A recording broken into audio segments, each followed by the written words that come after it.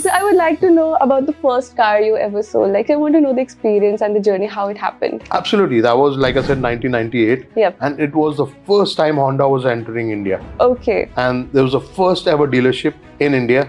The code was DD001.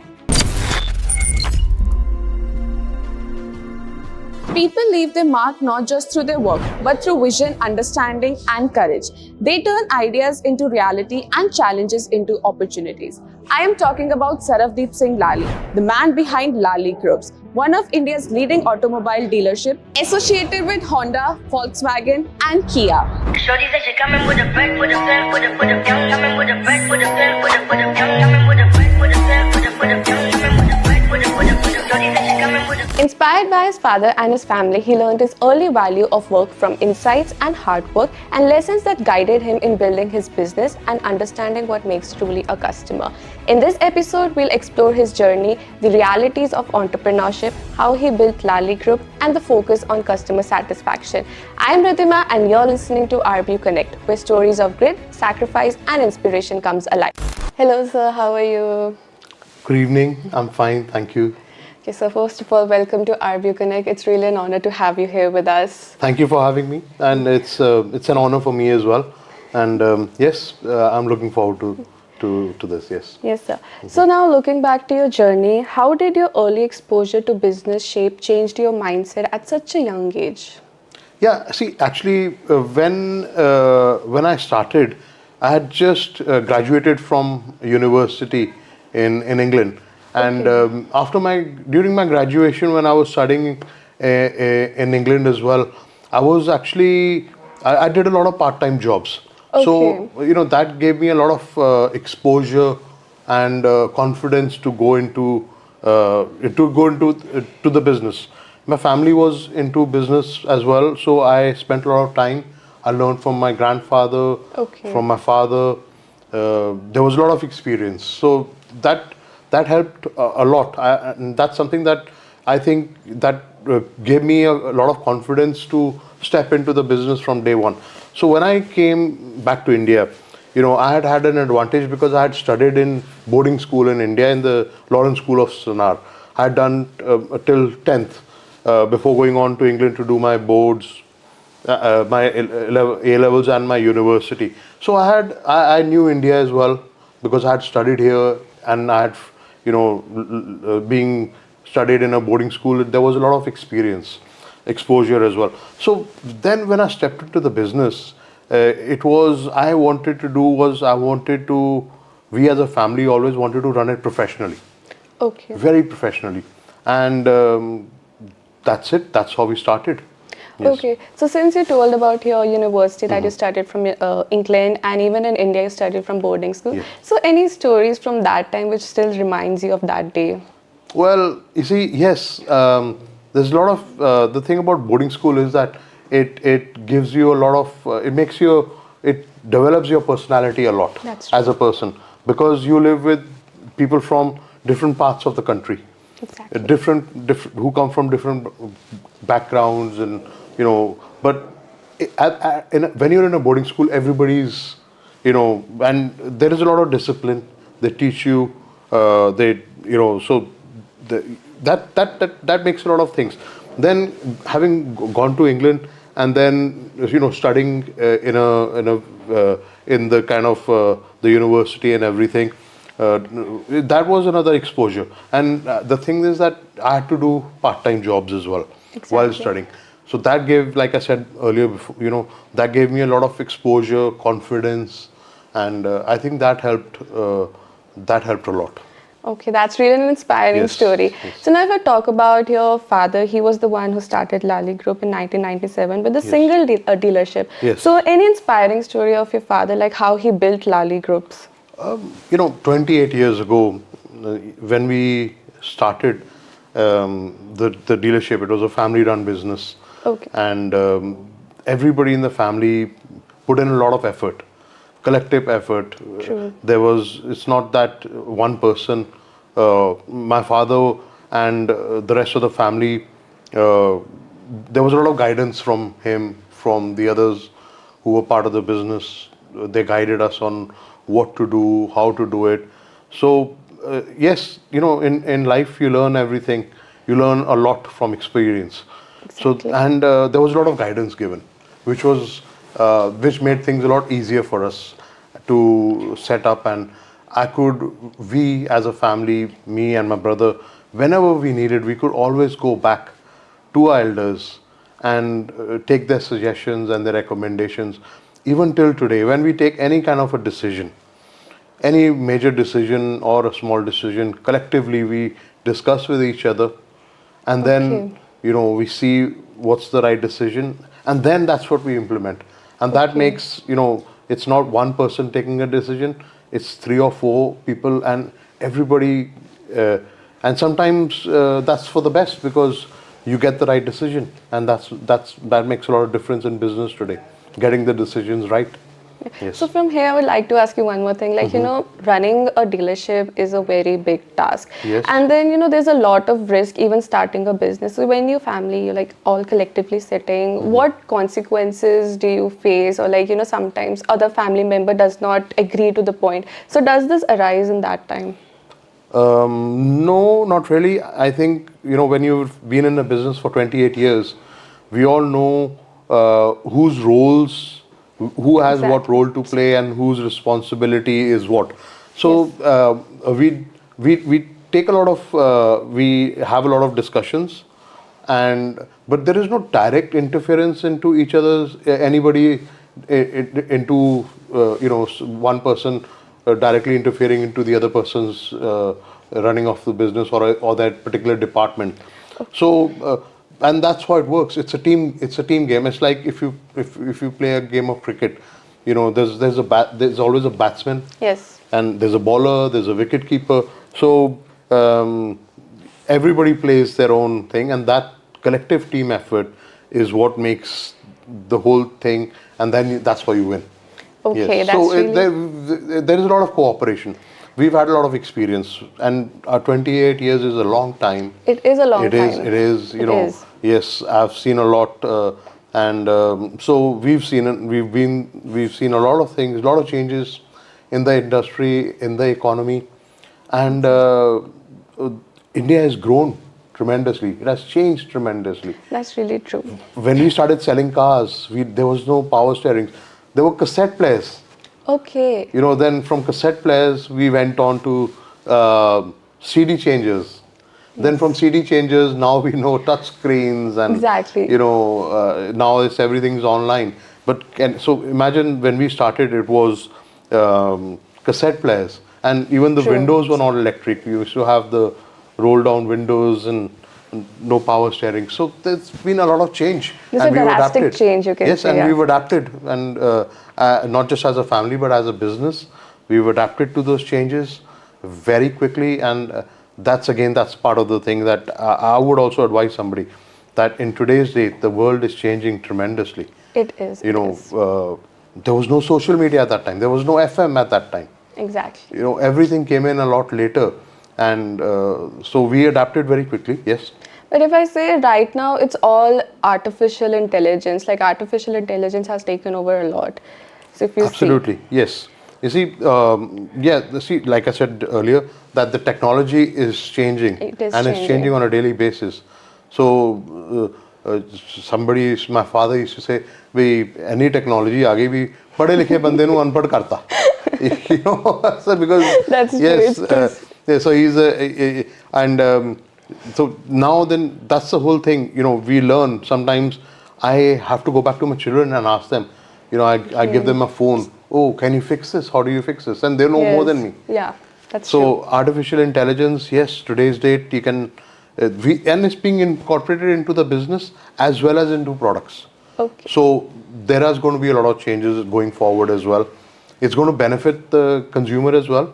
It's going to benefit the business, of Yes. course, because there are a lot of things that are going from manual to online. Yes. And that just helps. That's Yes. what makes a business 100% perfect if you're adapting to the technologies that are changing. Absolutely. We have to. Yes. So now if we talk about what were the biggest challenges that you faced while setting up and building Lally Groups? Yeah, see, again, going back when we were ready to start in January 98, so the setup was coming up in 97. In 1997, the automobile industry in India was not at all big. Okay. It was, although we knew that in terms of anticipation, what people were predicting for the future, the economy, how it's going to grow, even that it was hard to believe at that time what was going to happen.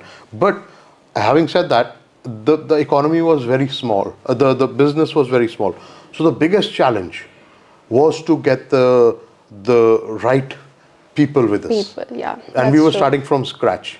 Exactly. So we did right now we have a reputation, and so that's been created over the years. But at that time we were a new company, brand new. There was no you can say no image or in the market. So to get the team, and not just so, it was very difficult. Luckily we did, and that gave us a good start. So we got the good team, and then we trained and we worked hard together collectively. But that was the single most difficult thing, because at that time availability of manpower and the industry was very small. Yes. So that all that put together was very difficult, and there was no technology available either At that time, yeah. at that time. Absolutely. Power cuts, various different things we had, but yes, luckily. So like having the right people does make it benefit. Absolutely, it's the most important thing. Yes. Now, if we talk, like running a dealership is all about customer satisfaction as well. If your customers are satisfied, that means it's a well and good thing. Absolutely. So what do you believe, customer satisfactions or sales number? No, see, customer satisfaction is the number one priority. Exactly. See, what happens is that when a customer comes to you, not just to buy a car, but also that's when the journey starts. Yes. The journey starts when they visit the showroom to take a test drive. That's when it starts. So you have to give them, you have to look after the customer, because today's day, not just today, but for years I've been telling them that we are not going to sell a car to the customer just once. We want that customer not just to come back to us again and again, but to also come back to us and to give us references. We have customers today who अपने friends ਨੂੰ खिंच के लेके आंदे भी नहीं तू इथों car लेनी. You're like building a long-term relationship and trust with them. Absolutely, yes. That's the most important thing. And then the sales number will follow easily. There's always a thing that, if you are selling X amount of cars from an automobile dealership chain, certain amount of these cars, certain percentage has to come from repeat customers, certain has to come from reference. So, and we've been doing very well with that, and that's a key focus area.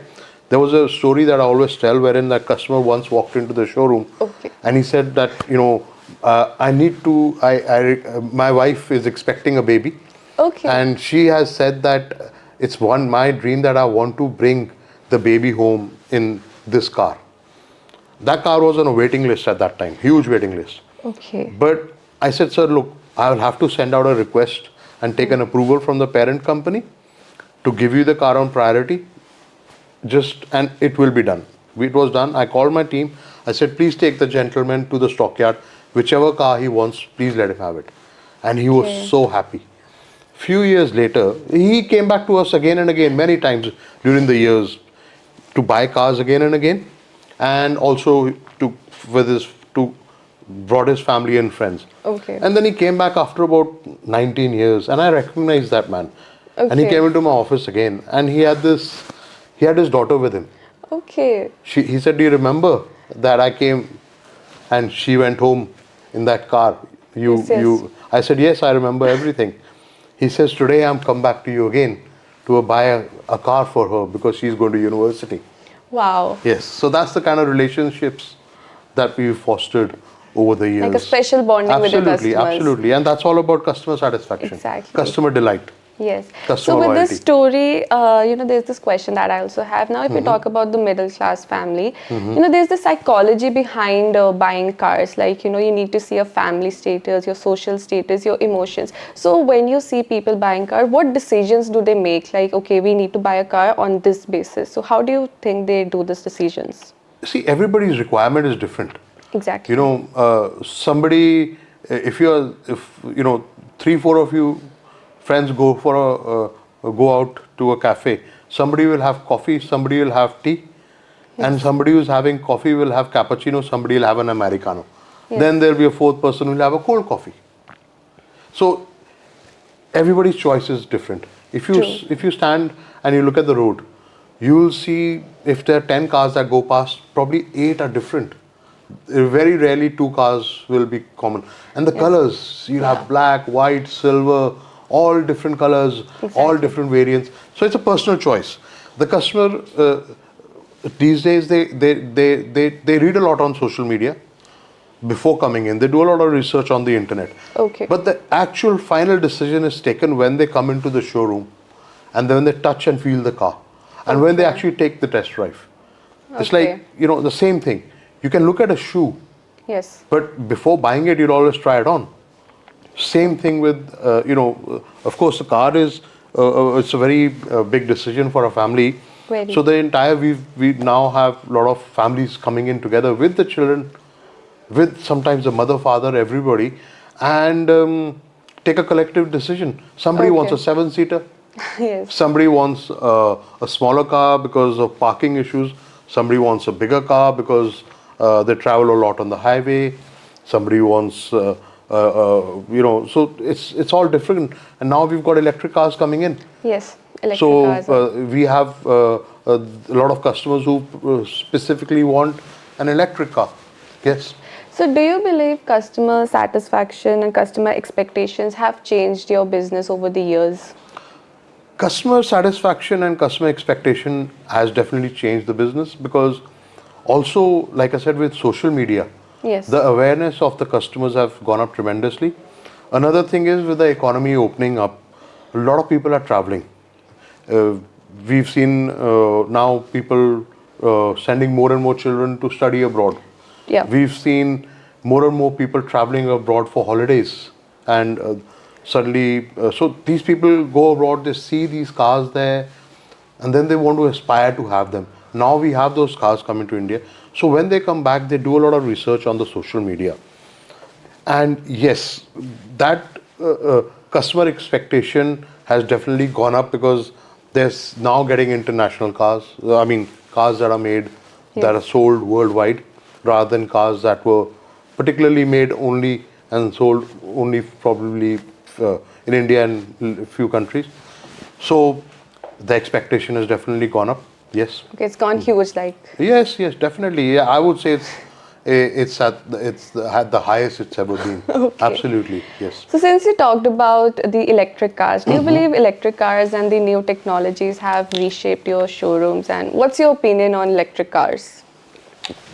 See, the government is also making a lot of effort to promote this because there are a lot of incentives being given on electric cars by the central government as well as state governments. So right now the awareness and knowledge of electric cars is limited. Yes, it is. It is limited but somebody who wants to buy it does their research, they do everything and then they understand. Okay. So there is a growing demand now. It's growing year by year as the market, and people who buy it, they recommend it to their family and friends. Okay. So then that confidence is growing that yes, there are a lot of benefits. Okay. Yes. So like what other benefits also what includes in it? See, one, it doesn't have any emissions. Okay. Another benefit is that it's of course it's a lot cheaper and economical to run than an ICE internal combustion engine. So a few of these are benefits, and it's very nice to drive. Okay. The electric cars are very nice to drive. They have there's no noise, no vibrations. True. Yeah. So not that a lot of the cars have those these days, because technology has improved a lot. But yes, so people prefer those things, and you'll see a lot of electric cars that are launched by the companies are different from. They are Yes. not very same to the ones that are the petrol or Petrol and diesel ones. diesel-driven Yeah. variants. And the customers also, some of the customers enjoy that fact as well. Okay. Yes. Okay. So, what is the reality of running a car dealership that no one knows? Pressure. Okay. Oh, there's tremendous pressure. Can you tell about the pressure? Like, there are targets or margins and responsibilities as well. Targets, yes, yes. So there are there's not just one target. Okay. I would say there's 16 or 17 different targets. Okay. There's, of course, sales related, we have service, parts, customer satisfaction. And in those departments, there is various different, so there is a lot of targets, there's a lot of pressure. And we have a lot of seasonalities. Okay. Sometimes we have monsoons. Sometimes we have in Punjab, for example, unfortunately we have the flood situation. Yes, that's true. Recently we had a situation wherein there was a war situation Yes, as well. yes. A few years ago we had the pandemic. Yeah, the So lockdown. all these things come into play. But for us as an automobile dealer, there's tremendous amount of pressure to achieve the numbers, to do the targets, because the cars are made, the manufacturer has made them, Okay. Yeah. and they've appointed you as the dealer. So the targets are given to you. So it's up So, to you. how do you meet those targets? Like, what's the process of it? They're market driven. Okay. See, how the manufacturers work is that they see that how big is the market. For example, Chandigarh is a market size is different to Ludhiana. Ludhiana is different to Amritsar or Jalandhar, and so on. So they see what the size of the market is, because they have all the figures of each month last year. That in July in Chandigarh so many cars were sold, and then segment wise as well. That in this segment, under 10 lakhs, 10 to 20 lakhs, which segment how many cars were sold. Okay. So then they say that, okay, this is the segment that we are present in. For example, we have a car in the C segment. Yes. The C segment is 1,000 cars in a particular city. Okay. So they say that we want 10%, for example. Some say 15, some say 5. Yes. But just taking an example that we want a 10% market share. So Okay. then the target is 100 cars. Okay. So then they tell you that in June you will get 100 cars. Then you have, for example, maybe in October you have Navratras. Yep. So they say that this is the demand grows. In Navratras you will get 140 cars, because the Okay. market goes up from 1,000 cars to 1,400 cars. Okay. So our 10% sure. So that is how the targets are fixed. They are not fixed by us. They are fixed by the market size, Okay. by the manufacturer, and at the beginning of every year. Some manufacturers work on a financial year, some work calendar year wise. So there is a target signing ceremony wherein the targets are given for the entire year, and we sign those, and then we know that this year what is going to be my target, that this is the month of February, I am going to get so many cars. Yes. And this is what I'm going to sell, and so on in March, April. We already know. So we have to Okay. plan accordingly. We need the staff, everything accordingly. So it's like all from the market side only. Absolutely. It's all from the market side. Yes. So what is that one advice you would like to give to the people who want to run a business or a dealership? See, running a business, be it a dealership, first of all, never run a car dealership like a car dealership. Yes. You have to run a car dealership as a business. Okay. Because at the end of the day, it is a business. It is. So the thing is that, it's like if you are trying to do something, and if you try and do this or this or this, Yes. it's different. But you got to do this, Yes. right? So you got to work collectively. Now, running a business, to make it a success, is not one particular thing that you need to do. Okay. To get things right, there is a mix of 4 or 5 things that you need to do, and you need to do them all together. For example, you need to work with honesty. Yes. Honesty is the Honesty most important matters. thing. Yes, you must be honest with your staff, with your team, with your customers, with the with your vendors, with the parent company that you deal with. So honesty is the most important thing, Exactly. and that people can see that as well. True. Then after honesty, you need to have dedication, passion, commitment to that. Yes, that we're Okay. going to do this. After that, I would say another thing is a lot of people say hard work. Yeah. I, Hard work matters. I don't. I think not. I think the pandemic.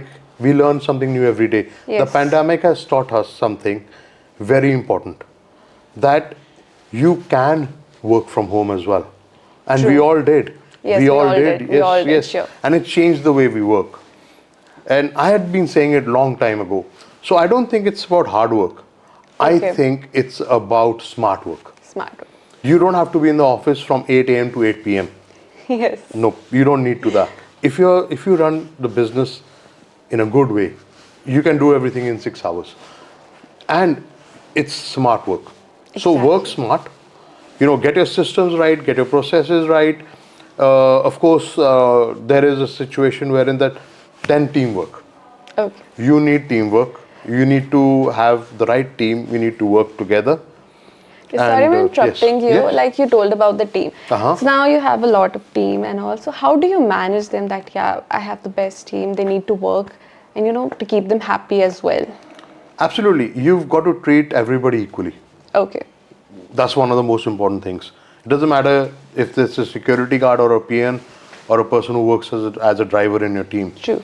Or a general manager. Everybody needs to be treated equally. Yes. And they need to be given equal opportunities, respect, and the HR has to come from here. Yes. Yeah. That matters. So we pay the salaries on time. Okay. If 7th of every month. If the 7th is a holiday, you'll get it on the 6th. If 6th is a holiday, you'll get it on the 5th. Fifth. Okay. It will not go to the 8th. Number one. Okay. Number two, we give what we commit. And another thing is that we give everything we run it professionally. So we put everything on a piece of paper, and everybody within the organization knows what their job profile is, and what Exactly. and if they need something done, who to go to get this done. If it's not True. their job, they know who's there to do this Yes, for them. yes. So that's the thing, and it's very clear. It's very professionally run. Point. The people appreciate that, and then be nice to them. People can make mistakes. We all Yes. do. Yep. But don't punish somebody for their mistakes. Educate them. If somebody learns from their mistakes, they will repay you with more loyalty. That's what we do, and we've got 1,415 people working for us Okay. in our team. Wow. And with expansion and with more growth in the business, we expect to create about 100 to 150 new jobs every year. Okay. So you can imagine, when you have nearly 1,500 people working for us, people living at home with joint families and mother, father as well, Yes. wife. So you can say that that's nearly 9,000 people. 1,500 who work with us, they take the salary home. And there's nearly 9,000 people who are dependent. So we have a responsibility towards them. True. Yes, and You're like- it works. Like the happy staff, happy customers, the happy boss. Absolutely, yes, everyone's happy. Yes. That's Okay, right. so yes. I would like to play a small game with you. It's Yes. called the rapid fire. Okay. So I'll be putting options, and you have to guess. You'll say one of it. Okay. So it will be in fast way. Sure. Manual or automatic? Automatic. Luxury or practicality? Luxury or practicality? Practicality. Okay. First car you ever sold? Honda City. Okay. Planning or instinct? Planning. Competition or collaboration? Collaboration. Early bird or night owl? Night owl. Music or silence?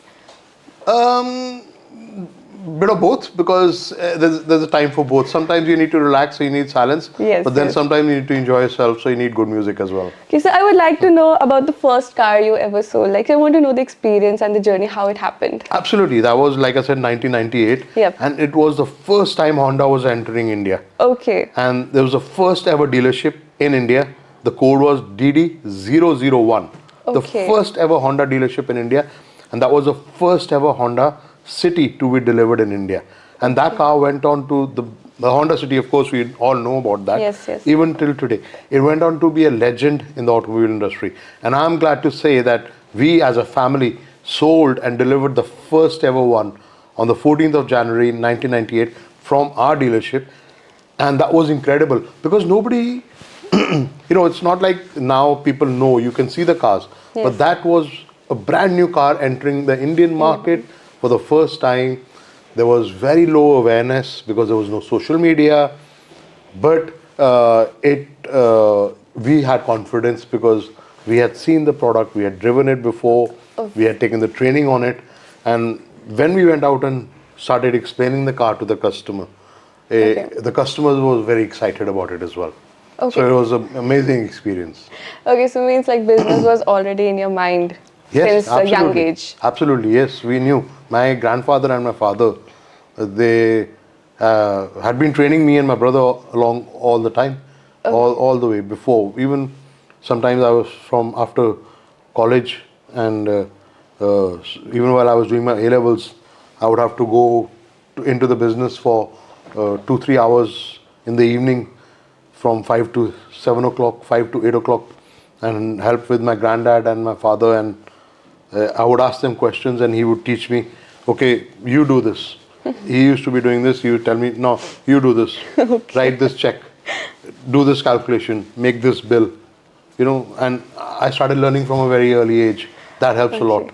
Yeah, so like achieving something that you wanted to do from your childhood, it's a very great thing. Absolutely. And I love cars. I have a passion for cars. And then to get into the business of cars, it was, now when I'm reading about cars, I'm reading an automobile magazine or going online for looking and researching on cars. I'm not doing it as a hobby, I'm doing it as a business. Yes, that's true. So it's a bit of both. Something like the hobby also turns into business. You never know what works. Yes, absolutely, yes. Okay, so if your showroom had a tagline, what would it be? Simply the best. That's what they call it. You can see wherever you see the Lally Motors sign, it says Lally Motors, simply the best. You hear it on the radio, everything Lally Motors, simply the best. So what was the idea about keeping simply the best? How did you keep it? Because we were winning awards everywhere. Okay. We were winning the major awards. We've been awarded some of the highest accolades from some of the brands that we represent, and it's not, and sometimes a few of them that only limited dealers have been given. So we kept winning these awards and accolades. For example, like Federation of Automobile Dealers Association, which 7,000 members, all whether you're a dealer for two-wheelers, four-wheelers, three-wheelers, collectively, this is the association that represents all the automobile dealers in India. We won Dealer of the Year multiple times. Okay. So that's something to be proud of, to be on a pan-India basis, to win an award.